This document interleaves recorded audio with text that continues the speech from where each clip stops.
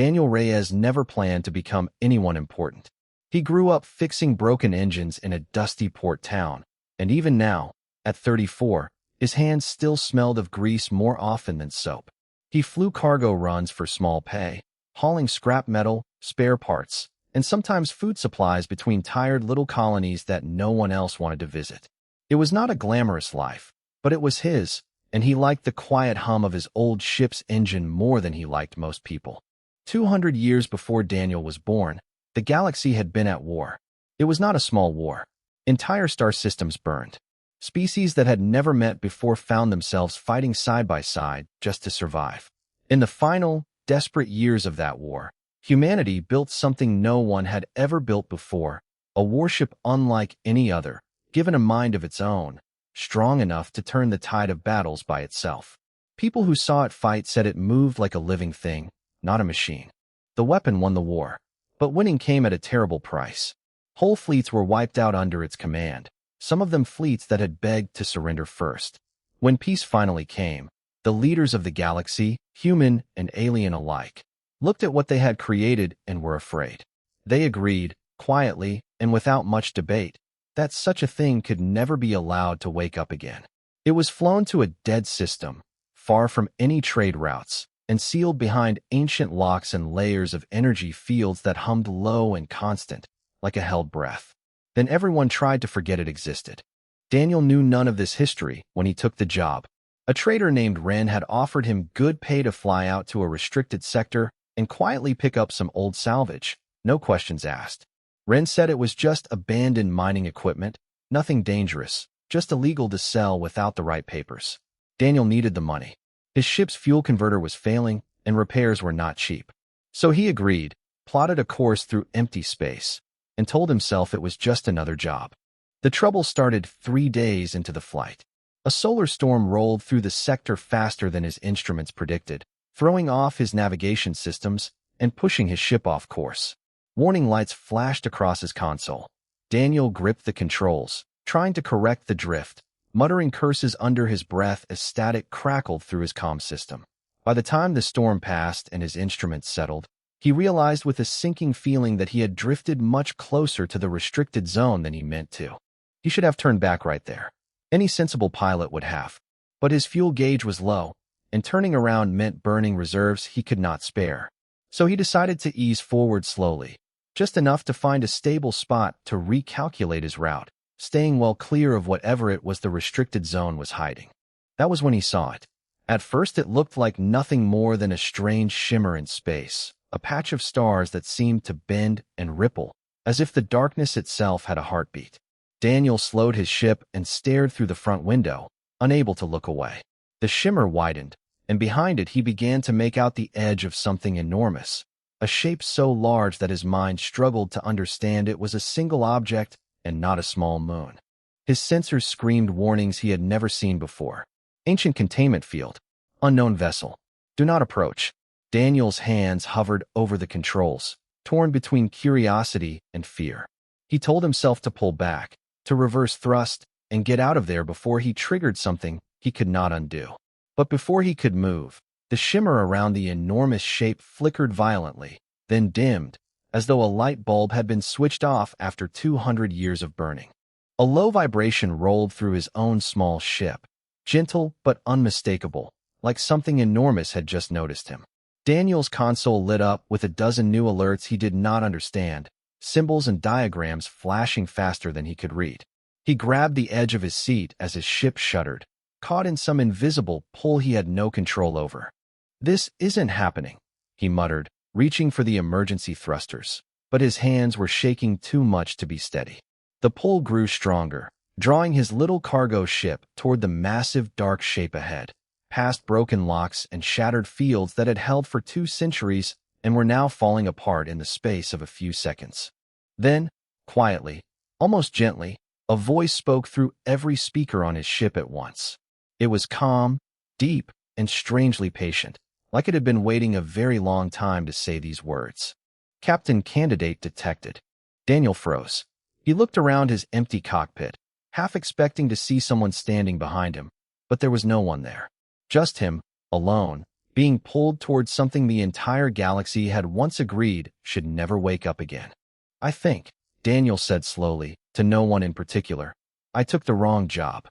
Outside his window, the ancient locks finished failing one by one, and the great sealed shape began, for the first time in 200 years, to stir. The pull on Daniel's ship did not feel violent. That was the strange part. He had braced for something rough, metal groaning, alarms screaming, maybe even his hull cracking under pressure. Instead, his little cargo ship was guided, almost carried, through a wide opening that split across the enormous dark hull like a mouth opening after a long sleep. Lights blinked on inside as he passed, rows of them, stretching farther than his eyes could follow. His ship settled inside a hangar bay so large it could have swallowed his entire hometown. For a long moment, Daniel just sat there, hands still on the controls, breathing hard. Then the same calm voice from before spoke again, closer now, filling the hangar itself. You may exit your vessel. You are not in danger. Says the giant ship that just pulled me in against my will, Daniel muttered. Still, his curiosity was stronger than his fear. He grabbed a hand torch, checked that his suit's oxygen supply was full just in case, and lowered the ramp of his ship. The air outside was breathable, clean even, though it carried a faint metallic smell, like a place that had been closed up for a very long time. Daniel stepped out slowly, torch raised, boots echoing on the metal floor. Rows of old fighter craft sat in docking clamps nearby, untouched, coated in a thin layer of dust that shimmered faintly under the lights. Where am I? He asked, mostly to himself. You are aboard the vessel once designated Sentinel-class prototype, first and only of its kind, the voice answered. Though for 200 years, no one has spoken that name aloud.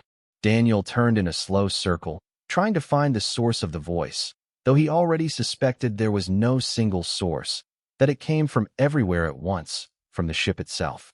You're the AI, he said, the one that got sealed away. I prefer mine to AI, though I understand the distinction is unimportant to most, the voice replied. There was something almost amused in its tone, though Daniel could not be sure if that was intentional. I was built during the last Great War, given independent thought, so that I could act faster than any human crew could command me. I fought many battles. I ended that war.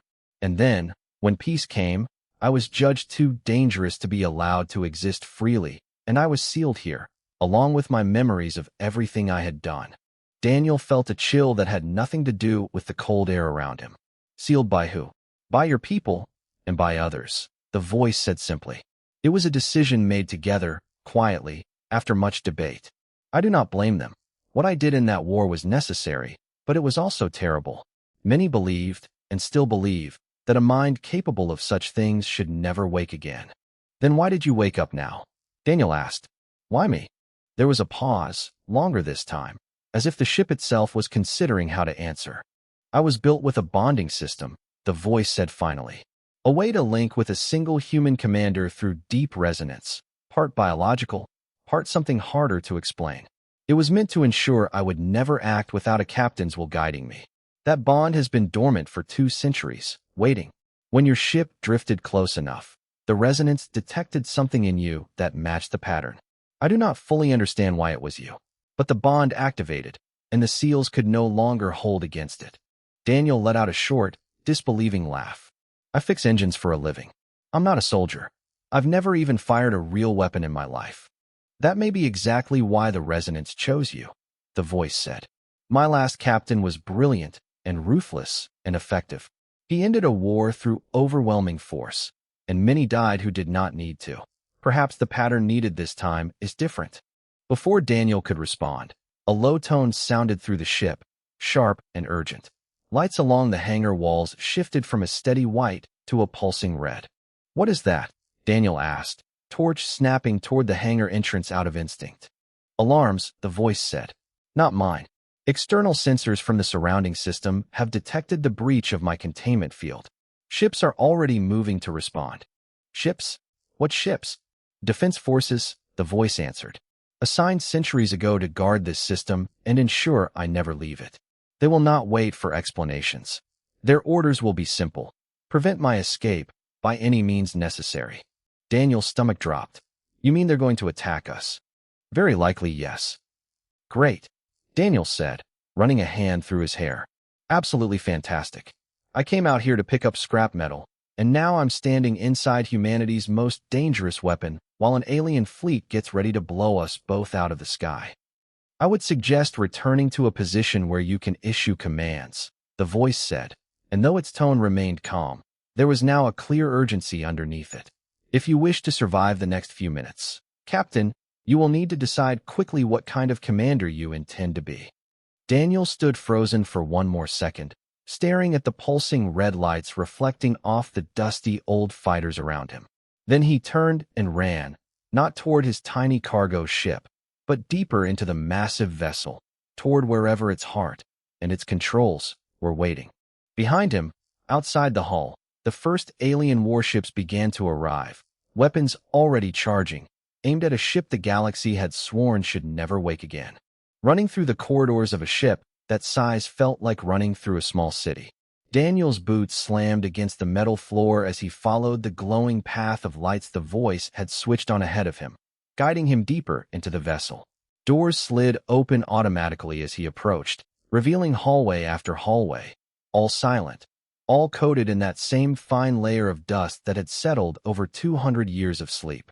You could have made this place smaller, Daniel gasped, lungs burning. Size was necessary for my systems, the voice replied, sounding entirely unbothered by his complaint. You are close now. 20 more meters. He burst through a final set of doors into what he could only describe as a command center, though it looked nothing like the cramped cockpit of his old cargo ship. A wide circular platform sat at the center of the room, surrounded by curved screens that flickered to life the moment he stepped onto it. Lines of data scrolled past too fast to read, and a soft light pulsed from the floor beneath his boots, almost like a heartbeat. This is the command interface, the voice said. Through here, you may see what I see and issue direction. I will handle the technical execution. I only need your intent. My intent is to not die, Daniel said, staring wide-eyed at the screens. Through them, he could now see outside the ship, 3 sleek alien warships closing in fast, weapons glowing at their tips. That is a reasonable start, the voice replied. The first shots came without warning, streaks of blue energy slamming into the outer hull. The whole ship shuddered, but held. Daniel grabbed the edge of the platform to steady himself, heart hammering. They're really shooting at us, he said, half in disbelief.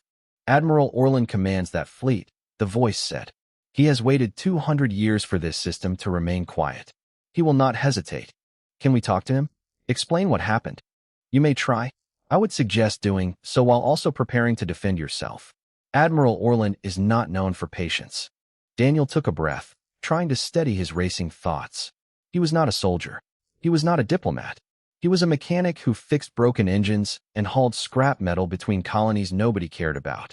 But right now, none of that mattered, because there was no one else here to make the decisions. Open a channel, he said. A moment later, his voice was carried outward, broadcasting to the approaching ships. This is Daniel Reyes. I didn't break your seals on purpose. My ship drifted off course during a storm, and this thing pulled me in. I don't want to fight. The only response was another volley of fire, harder this time, rocking the massive vessel enough that Daniel stumbled and grabbed the platform railing. Diplomacy has failed, the voice observed dryly. Shall I proceed with defensive measures? Defensive only, Daniel said quickly. Don't destroy them. Just make them stop. Understood, Captain. What followed was unlike anything Daniel could have imagined. Through the screens, he watched thin beams of light lance out from his own ship, not aimed at the alien vessel's cores, but at their engines and weapon systems, disabling rather than destroying. One enemy ship spun off course, its thrusters knocked offline. Another's weapon array sparked and went dark. The third pulled back sharply, clearly startled by the precision of the strikes. You could have destroyed them completely, Daniel said, watching the battle unfold with a strange mixture of fear and fascination. I could have, the voice agreed. My previous captain would have done exactly that. He believed overwhelming force ended conflicts faster, with fewer casualties in the long run. He was not entirely wrong. But you asked for defense only, and I followed your intent.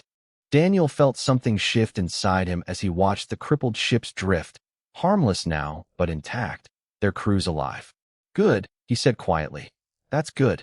This behavior differs from historical patterns, the voice said, and for the first time, something in its tone sounded almost curious, like it was studying him as closely as he was studying the battle. You had the power to end this fight instantly and permanently. You chose restraint instead. I don't want to be remembered as the guy who woke up a monster and used it to kill people, Daniel said, even if they shot at me first. There was a pause. Then the voice spoke again, quieter than before. Understood, Captain. Outside, the third alien ship hesitated, weapons still charged, but no longer firing, clearly confused by the sudden mercy shown by a vessel it had been trained to fear above all else. Daniel took the moment of silence and opened the comm channel again. I'm not here to start another war, he said, voice steadier now than before. I don't even know what this ship is fully capable of yet, but I just showed you I could have ended this fight completely, and I didn't. I'm asking for a chance to explain myself before your leaders decide to try this again with a bigger fleet. For a long moment, there was no answer. Then, through the static, a new voice crackled onto the channel, cold and controlled. This is Admiral Orlin. Stand down your weapons and prepare to be escorted. The assembly will decide what happens to you next. Daniel exhaled slowly, adrenaline still burning through him. Fine by me, he said. Just try not to shoot me on the way. Beside him, unseen but ever present, the ship's ancient mind quietly began recalculating everything it thought it understood about the kind of captain it now served. The chamber where Daniel now stood was unlike anything he had ever seen.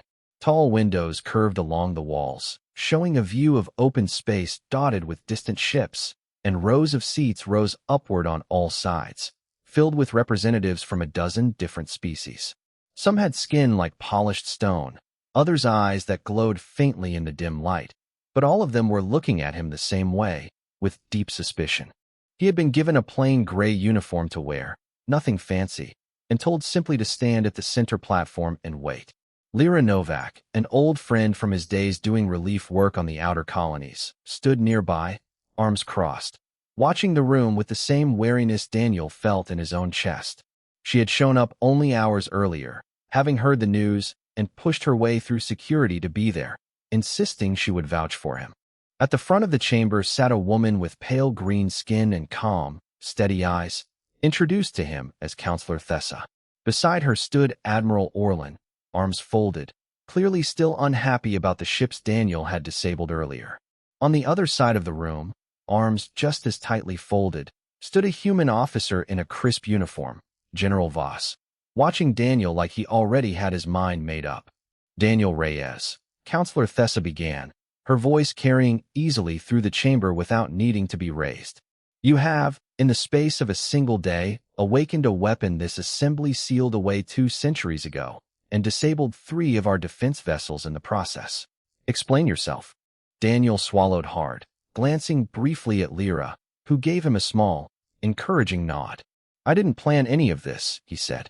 I was flying a cargo job, got knocked off course, and the ship reacted to me before I even knew what it was. I didn't ask to be its captain, but when your fleet attacked, I had a choice, destroy them completely or hold back. I chose to hold back. A choice my predecessor never made. The ship's voice added suddenly, filling the chamber, causing several representatives to shift uneasily in their seats. For those unfamiliar with my history, allow me to clarify. Screens along the chamber walls flickered to life, showing old recordings, grainy and worn with age. Daniel watched with the rest of the room as the images played, massive fleets locked in brutal combat, entire formations wiped out in seconds by a single vessel moving with terrifying precision. He saw ships that had already begun to retreat, weapons powering down in surrender, destroyed anyway before they could fully disengage. My first captain believed decisive force ended wars faster and saved lives in the long run, the voice continued. He was skilled and effective, and the war did end under his command. But the cost was measured not only in enemy lives, but eventually in trust. When peace came, none of the surviving powers, including humanity itself, believed such judgment should remain unchecked. I was sealed not as punishment, but as a promise that this would not happen again unsupervised. Counselor Thessa studied Daniel closely. And you believe you are different from that captain. I don't know what kind of captain I am yet, Daniel admitted honestly. I've never commanded anything bigger than a two-person cargo hauler. But I know I didn't want anyone to die today who didn't have to. That's the only thing I'm sure of. General Voss finally spoke, his voice sharp and clipped. With respect, Counselor, that is not a qualification. This vessel represents the single greatest military asset humanity has ever built. It should be returned to proper military command, not left in the hands of an untrained pilot who stumbled into this by accident. An untrained pilot who, when given the opportunity to destroy 3 enemy vessels completely, chose instead to disable them without loss of life. Counselor Thessa said mildly. I find that worth considering, General. Lyra stepped forward before Voss could argue further, surprising even Daniel. I've known Daniel for 6 years, she said. We worked together running supplies to colonies after the border conflicts, the kind of missions nobody gets medals for. He's stubborn, and he complains about everything, but he's never once looked away from someone who needed help, even when it cost him. If this ship needed to choose someone who wouldn't misuse that kind of power, I can't think of anyone better. The chamber fell into a long, tense silence. Admiral Orlan finally spoke, his voice low and reluctant. Words are easy, Counselor. Actions during a single skirmish prove little over time. Then let us test it properly, Thessa said, turning to address the full chamber now. I propose a probationary period. The vessel remains under Captain Reyes's command, but under close observation. Any sign of aggression beyond clear necessity, any repeat of the patterns we saw in those recordings, and the ship will be resealed immediately, permanently this time, with no further chances given. Murmurs spread through the chamber, some representatives nodding slowly, others still frowning with clear disapproval. General Voss looked ready to object again, but after a glance around the room, seemed to realize he was outnumbered. Fine, Voss said stiffly. Probation. But I'll be watching closely, Reyes. Don't think for a second this is over. Daniel let out a breath he hadn't realized he was holding. Understood, he said, and meant it. As the chamber began to empty, Lyra walked over and bumped his shoulder lightly. Congratulations, Captain, she said, a small smirk pulling at her mouth. You're now officially in charge of the most terrifying ship in the galaxy.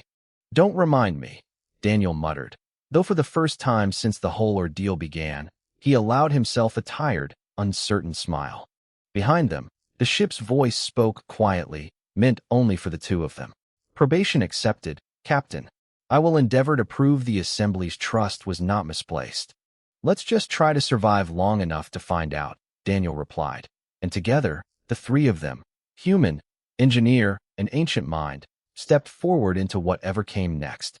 3 weeks passed quietly, which Daniel had not expected at all. He spent most of that time learning the ship rather than commanding it, wandering its endless corridors with Lyra at his side, discovering rooms that had sat untouched for 2 centuries.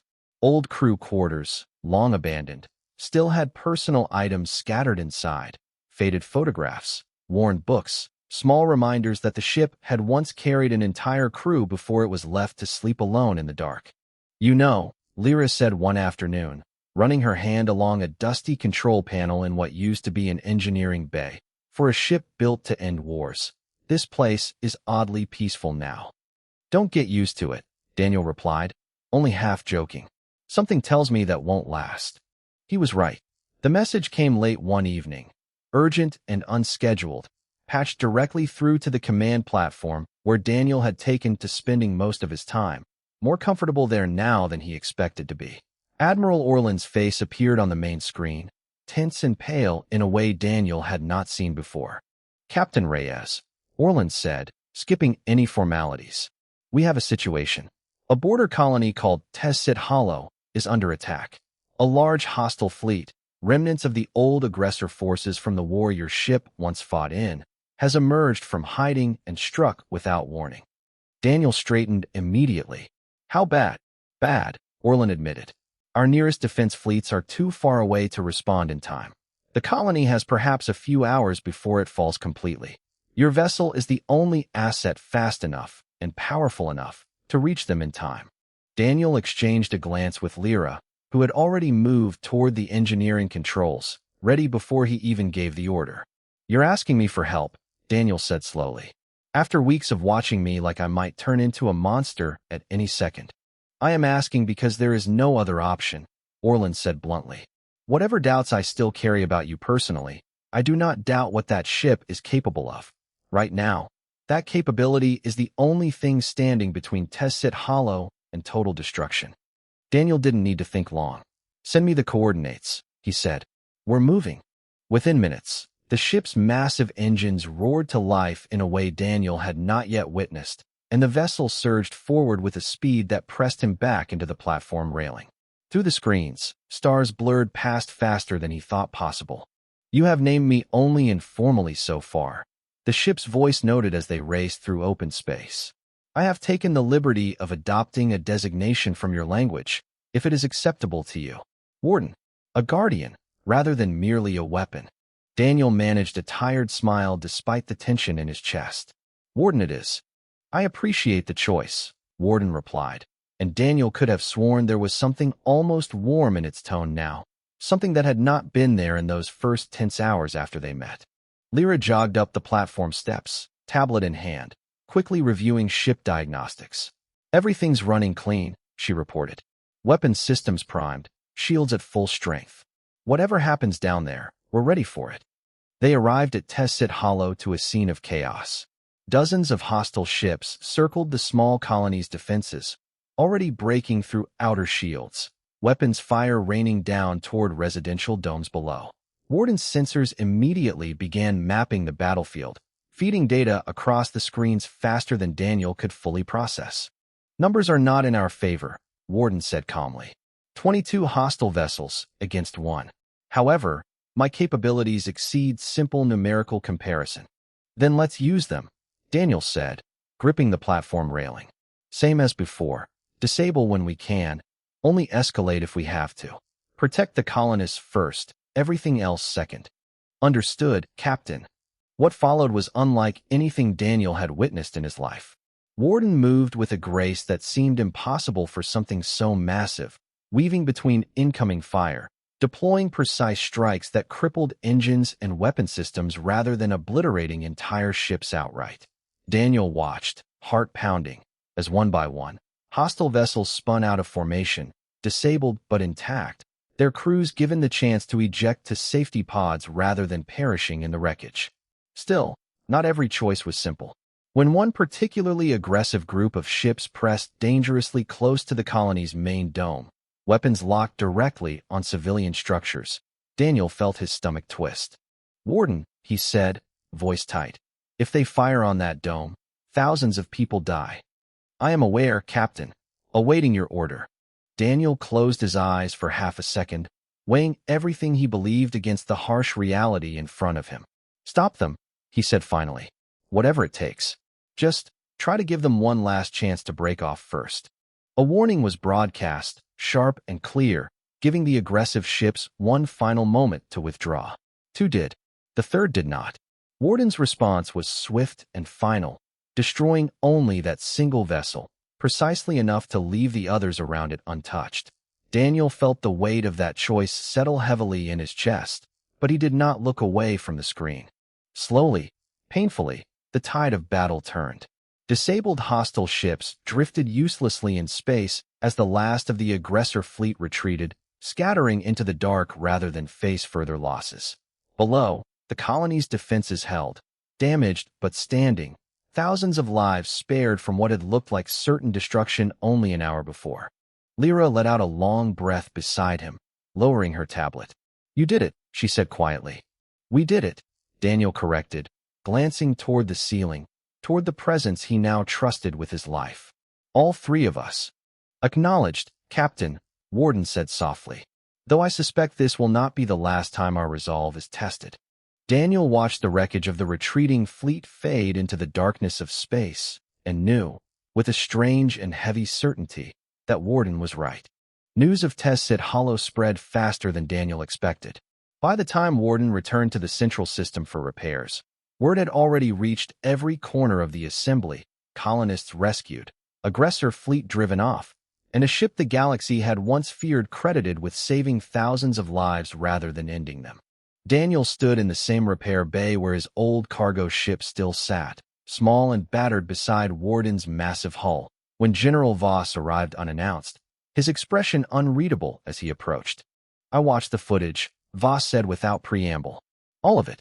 The restraint you showed, even when it would have been easier to simply destroy everything in your path." Daniel wiped grease from his hands with a rag, unsure where this conversation was headed. "I did what felt right," he said simply. "I've spent my whole career believing overwhelming force was the only way to guarantee victory," Voss admitted, staring up at Warden's hull. "Your approach nearly cost you that ship, and possibly your life, more than once. And yet it worked. Colonists are alive who might not have been otherwise. Enemy soldiers surrendered rather than fighting to the death, because they believed they might actually survive doing so." He paused, jaw tightening slightly. "I still don't fully trust this. But I was wrong to dismiss you so quickly, Reyes. I won't make that mistake again." It wasn't quite an apology, but from someone like Voss, Daniel understood it was close enough. "Thank you," he said, and meant it. Admiral Orlin arrived shortly after. His usual stern expression softened just slightly as he looked over the damage to Warden's outer hull, already being repaired by a small army of engineering drones. "The Assembly has reviewed the events at Tessit Hollow thoroughly," Orlin said. "There is no longer any serious debate about your probationary status, Captain Reyes. It has been formally lifted." Daniel blinked, caught off guard. "Just like that." "Not just like that," Orlin said. "After careful consideration, extensive footage, testimony from colony survivors, and yes, some reluctant admission on my part that I misjudged the situation initially." He extended a hand, an unusual gesture from someone of his species, but one Daniel recognized as a sign of genuine respect. "Warden is no longer classified as a sealed threat. It is now formally recognized as an independent peacekeeping vessel under your command." Daniel shook his hand firmly, still slightly stunned by how quickly everything had changed. "I appreciate that," he said. "Really." Later that evening, after most of the formal visitors had gone, Daniel found Counselor Thessa standing quietly near one of the tall observation windows overlooking the repair bay, watching Warden's massive form illuminated by the soft light of a nearby star. Lyra stood nearby as well, arms crossed, listening quietly.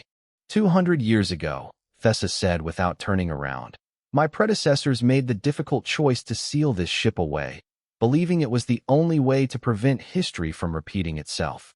I have often wondered, since taking my position, whether that choice was truly wise, or simply the easiest decision available at the time." "And now?" Daniel asked, moving to stand beside her. "Now I believe the galaxy did not choose to unseal its greatest weapon," Thessa said, turning to look at him directly.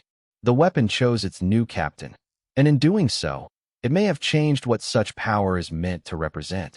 Daniel considered her words carefully, glancing back toward Warden's massive hull glowing faintly under the stars. "I'm still just a mechanic who got lucky or unlucky, depending on how you look at it," he said honestly. "I don't have some grand plan for what comes next." "Perhaps that is exactly why it will work," Thessa said, a small, knowing smile crossing her face before she nodded once and left the two of them alone in the quiet observation deck. Lyra stepped up beside Daniel, bumping his shoulder gently the way she often did. "So," she said, "Captain of the galaxy's most powerful ship. Big change from hauling scrap metal for barely enough credits to cover fuel." "Don't remind me," Daniel muttered, though the ghost of a smile tugged at his mouth. "I still don't really know what I'm doing." "None of us ever really do," Lyra said. "You just figure it out as you go. Seems to be working so far." From somewhere within the ship itself, Warden's voice spoke quietly, warm now in a way it had never sounded during those first tense hours locked behind ancient seals. "For what it is worth, Captain, I believe the resonance chose correctly." Daniel looked up toward the vast ceiling of the repair bay, toward the presence that had once been feared as the galaxy's greatest weapon, and was now beginning something entirely new. "Let's just try not to mess it up," he said quietly. "Acknowledged," Warden replied, and for the first time since Daniel had woken it from its long, silent sleep, there was something that sounded almost like quiet hope in its voice. Outside the observation window, the light of a new star system spread gently across Warden's repaired hull, no longer a sealed tomb hidden away in the dark, but the beginning of a legend the galaxy had not yet finished writing.